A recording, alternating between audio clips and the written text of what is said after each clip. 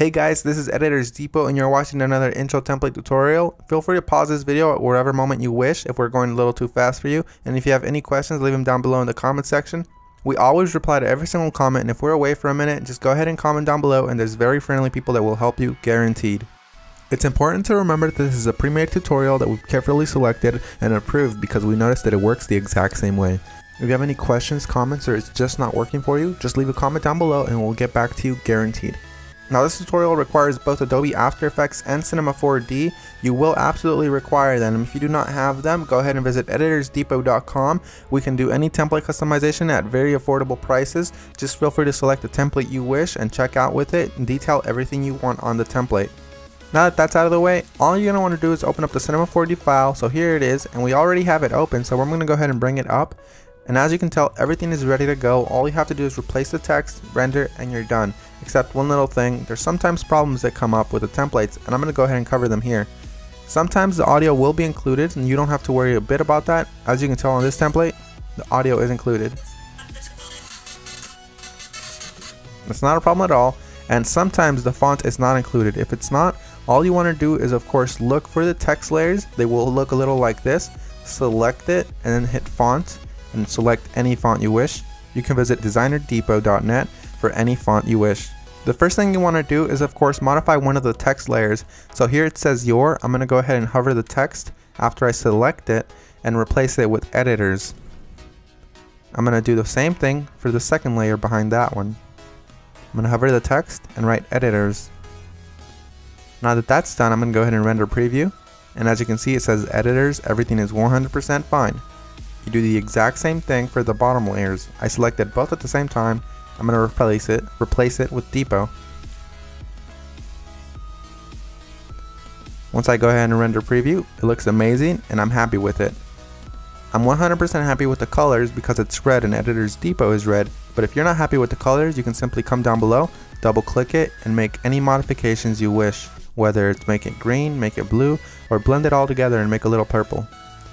I'm going to go ahead and keep it this way, and I'm going to go ahead and go to my render settings now. Once you're in the render settings, you're going to want to make sure that your width and height is set to 1920 x 1080 if you have a very good computer or decent computer and you have time.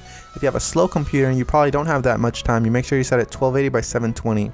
You want to make sure you tick all frames, and then you go to save. You make sure it has a PNG sequence for a faster render that does not reduce quality at all. And you want to make sure you select file here. Make sure you make a folder for this one render sequence that's alone and empty. Mine is template render, and I'm going to name my every single sequence render. You close that and you begin the render. While it finishes rendering, I'm going to go ahead and open up my Adobe After Effects file and go ahead and get started with that for you guys. As you can see, that says that there's two files missing, so I'm going to go ahead and find them for my computer. So I'm going to wait for it to load, and as you can see, it says here that the audio is missing. I'm going to go ahead and double click the file, and I'm going to find it for the computer. It should be included in the template, and if it's not included, we're sorry and we're going to do our best to try to help you, but if it's not, you can go ahead and include any audio you want. As you can see here, it's not included, so I'm going to go ahead and just drag in one of my copyright-free files that I have in my library. You can use the one that we're using for this tutorial. Another really quick tip you can actually follow is just close this, right-click the file, and go to rename. You can actually copy the entire name if it still has the original name of the song. Then you go back to YouTube, you paste that there, and you download the file from there. You want to make sure it's copyright-free and you're not breaking any laws though.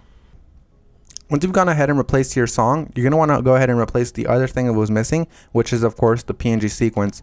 It might be a PNG file, .png, or it might be an MP4 file, or anything within those regards, like QuickTime for example. You're going to go ahead and double click it and replace it with your render sequence. I'm going to select the first frame, scroll all the way down just to be safe, and select the last frame. You want to make sure you do the same thing, all while holding shift, so it selects every single one.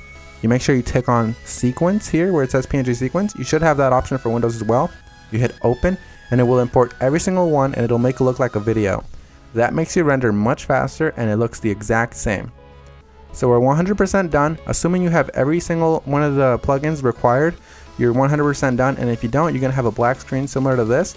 But if you do have a black screen similar to this, you're going to just want to make sure you troubleshoot it by turning off or turning back on whatever adjustment layers might be messing up your entire video.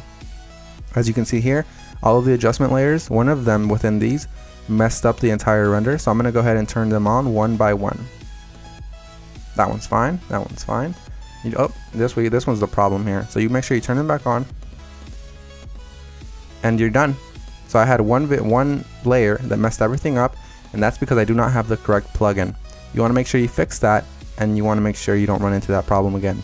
And finish the composition by adding it to the media encoder queue. That pretty much summarizes our video, guys. I hope you all enjoyed it, and if you did, remember, drop a thumbs up if you liked it. Drop a thumbs up if you are a fan of us and you like what we're doing. And guys, we really appreciate every single one of you from the bottom of our hearts. We really appreciate every single one of you guys, whether you're liking this video, disliking, or you just left and you didn't even watch this tutorial, guys.